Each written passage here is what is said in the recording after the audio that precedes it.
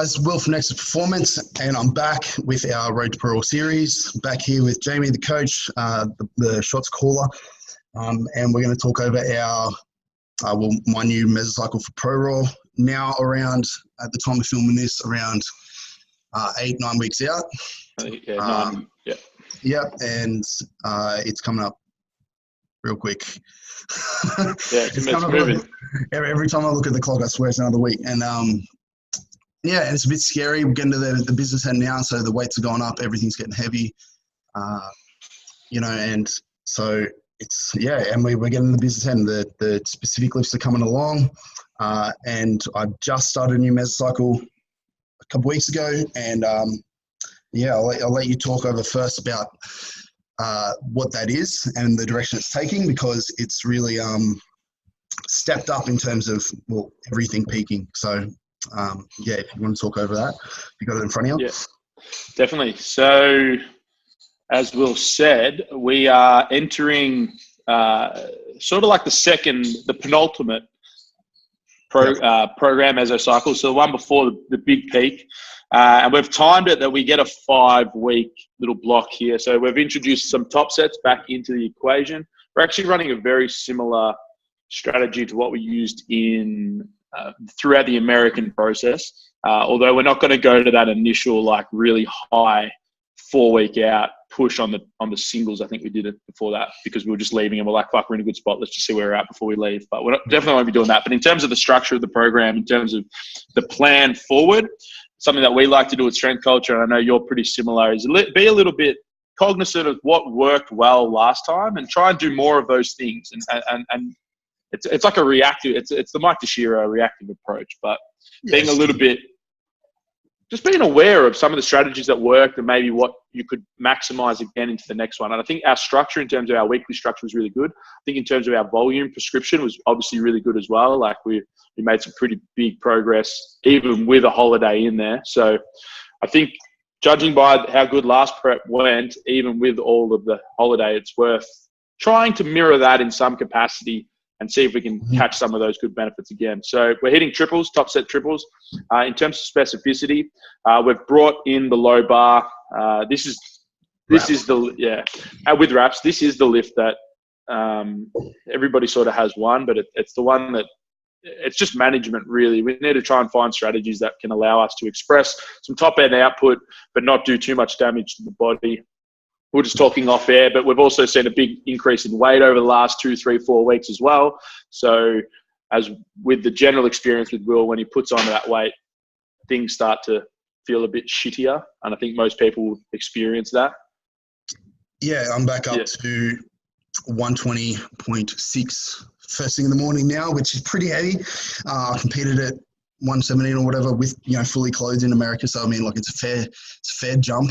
And, it's definitely showing just little things like sleep, fitness, just generally just general overall tone, muscle tone, things like that are a little bit, they've gone down a little bit more negative. So yeah, it's definitely impacting, but I'm really strong in the gym. So I mean, it's a trade-off. Powerlifting, we obviously don't have to move around so much, so it's not the end of the world when it comes to powerlifting. But yes, definitely having an impact, although I would say my recovery is definitely higher than it was in America. As we'd expect. We're doing 12, 13, 14,000 steps a day with inconsistent intake in food. So I know that's been a big focus and we'll talk about it later, but the consistency of the food intake and sort of where you're sitting with that. But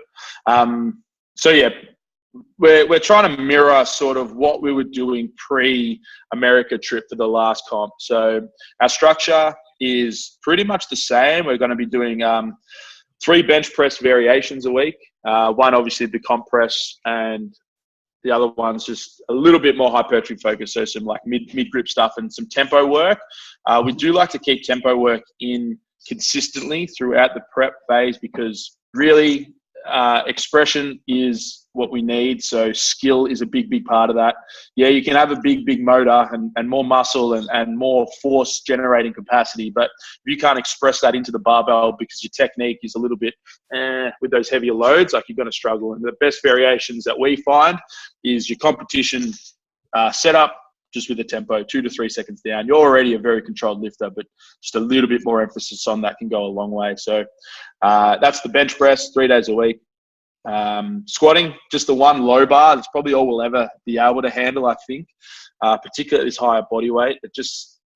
As we said, it's the one that beats you up the most. It's the one that we have to manage almost week to week, session to session with that, depending on how you pull up and then also depending how you go into the session. But we hit a really couple of good sets of 310 for a triple, which is something else that I definitely want to talk about, which is that 300 kilogram barrier that I think we absolutely fucking obliterated when we were overseas in America.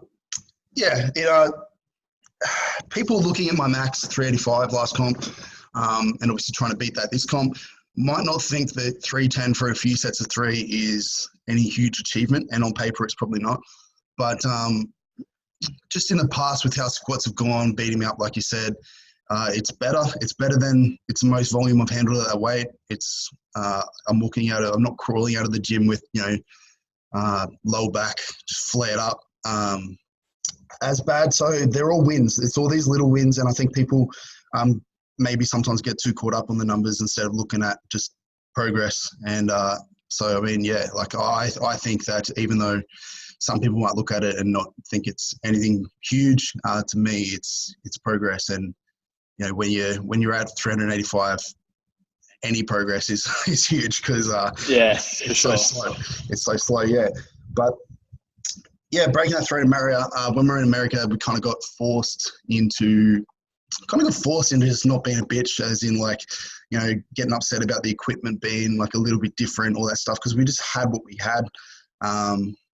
You know, we just had to go to the gym and hope they had the right equipment, hope they had calibrated plates, hope they had, you know, people to help, things like that. So it just kind of made me go like, oh, fucking, you know, like, let's just do it.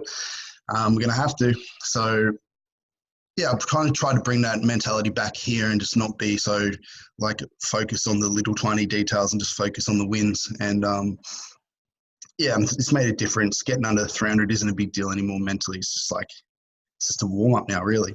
So yeah, no, it's really come along, that mental. I'm really happy. Just kind of, I've thrown that aside. It's just a number. Yeah, for sure. It's that's psychological improvement for anybody that has experienced it. When you sort of get through any breakthrough, it doesn't have to be a physical thing, even just like work related, business related, anything like that, even relationship related. Like you break through under those psychological barriers, and all of a sudden you realize, holy shit, I'm capable of far more. So it's a really big step, and I think we're just going to continue to absolutely plow through squat volume, even with the little amount we are doing, because of that psychological weight that has lifted through that prep over there. So excited to see that unfold.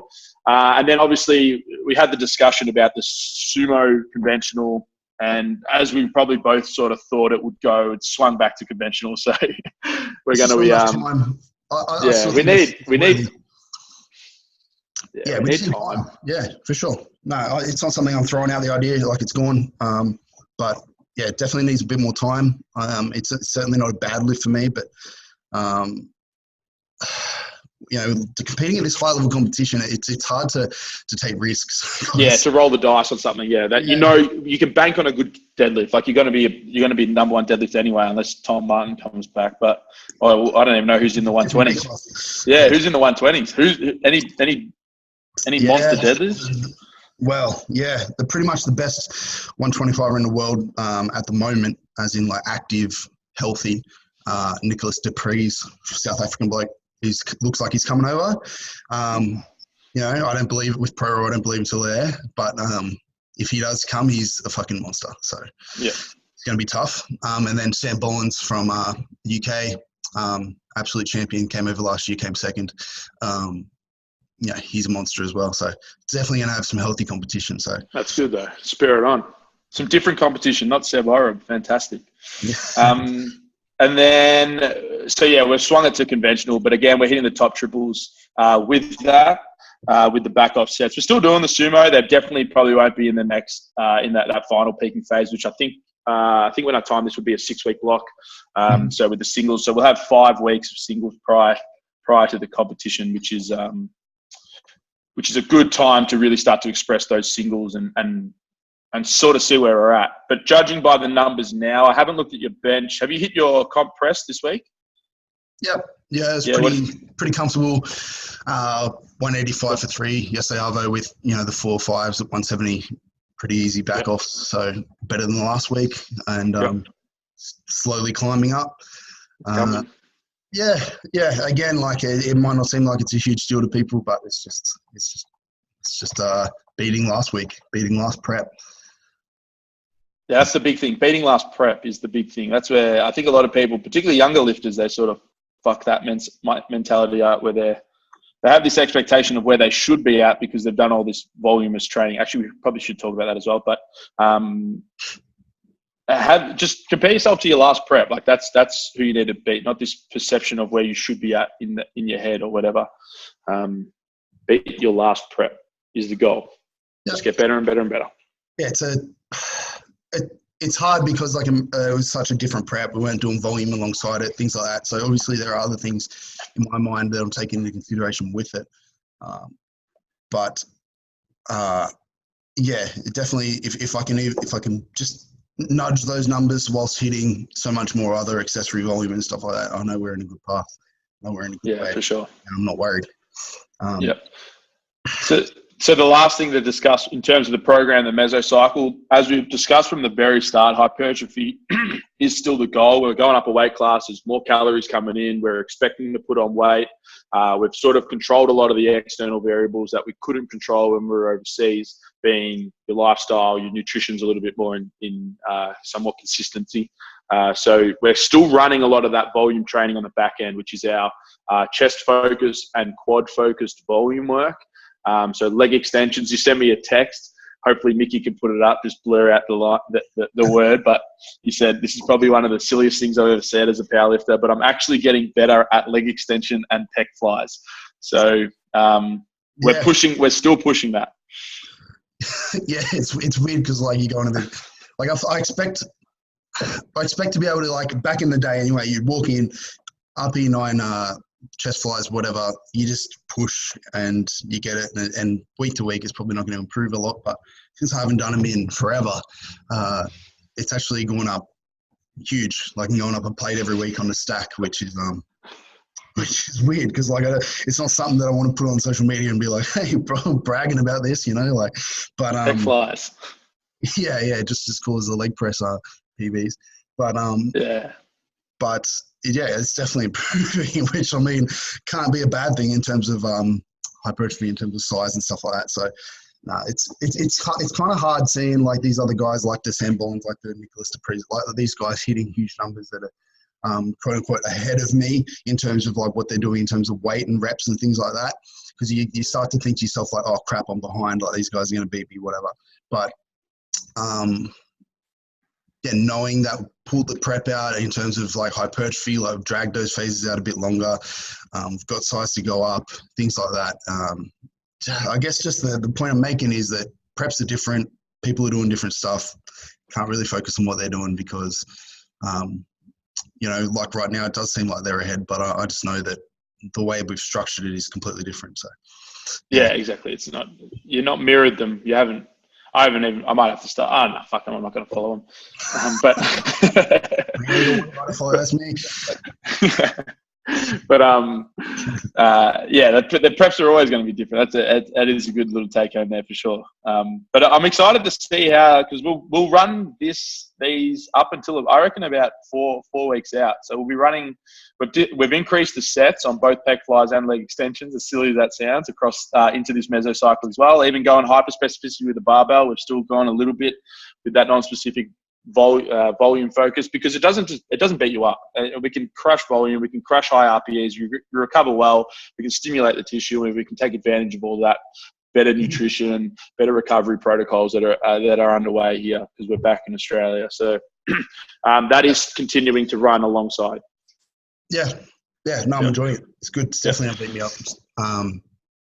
Good. I'm definitely growing.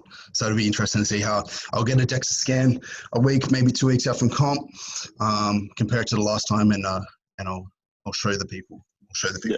Yeah, awesome, cool. With that's come, like I said, the uptick in food, consistency. I had a couple really shitty weeks over Christmas and the break that were not so great. in terms of consistency, but back on track now. The weight's flying up. Pretty much every week, every few days it's going up a couple 100 grams. So I was 120.6 this morning, and that's up from, I think I was 120.3 at the start of the week, and a couple weeks ago I was 118 or something. So I mean, like, yeah, it's definitely flying up.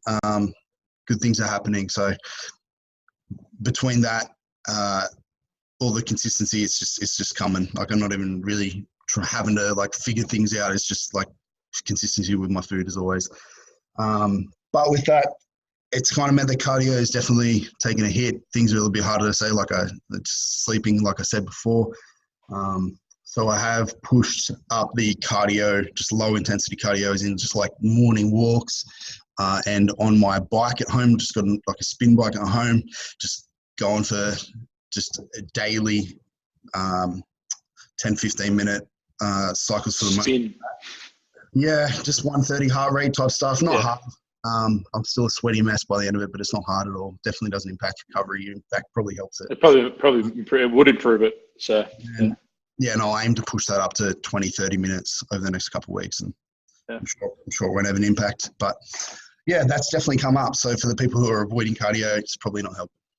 It's funny, we've had this discussion because we got one of those air bikes at the gym at Strength Culture, and we throw it all on social media, people hammering themselves. So we're getting a lot of DMs just like, oh, I thought like you can't do this sort of stuff alongside strength training and it's going to influence or whatever.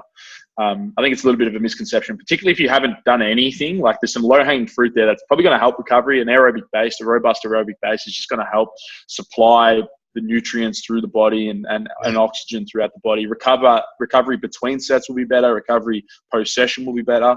So it'll be better as a whole. Yeah, you would know one of those people that's DMing you and tagging you and everything. My client, Tim. He's a monster, man. Yeah, he's a monster, but shout out Tim. But I honestly, he's made such good progress lately in all these lifts and everything. And I honestly put it down to that. He's just got so fucking fit. I'm just like, man, this is crazy. And he's, he's everything's just gone through the roof, and we're able to push so much more. He sends us a video probably once a week of him just flogging himself in some challenge. And every time it's like, still waiting for Crows. Where's Crows? When are you programming Crows' 20 cal challenge? So we'll do it after ProRaw. Yeah, geez. We'll do it after. I'll do a 1 calorie challenge first, and we'll just add a calorie each week. You know, progressively overload. I reckon you do well, man. You're strong as nuts and you're heavy. You can get weight down into the pedal. That's what you need. You just need weight down. Yeah, but I also don't want to do it because I know that he won't let me live it. Like, he won't let me live it down. Yeah, like, and he's actually a monster at it. So, It's a skill factor of the bike, you know. He's been on it a while now, so that's why. Yeah. So that pretty much covers everything as far as the topic points I had down. As always, we always get a couple of questions from people, so keep sending them in, and we'll keep addressing little topics. But it should be cruising from now. The next mesocycle we're looking at, obviously, the peaking one. We'll do another video on that and explain. We'll probably make them a little bit more frequent at that point. I think, yeah, we'll bring that one in and then go more frequently. Yeah, week to week, it's going to be a bit more changes happening, a bit more like reactive management week to week of not only the program but just everything. So yeah, it's going to be a more an interesting time with a lot more changes happening. And so send in questions and we will address them, because we'll be able to. We'll be getting more videos out. Yeah. All right. Great. Well, that's it from me. That's it. Done. All done. Thank you for following and reach out. Yeah. It's been actually a lot of people messaging us loving it. So thank you. And we'll see you next time.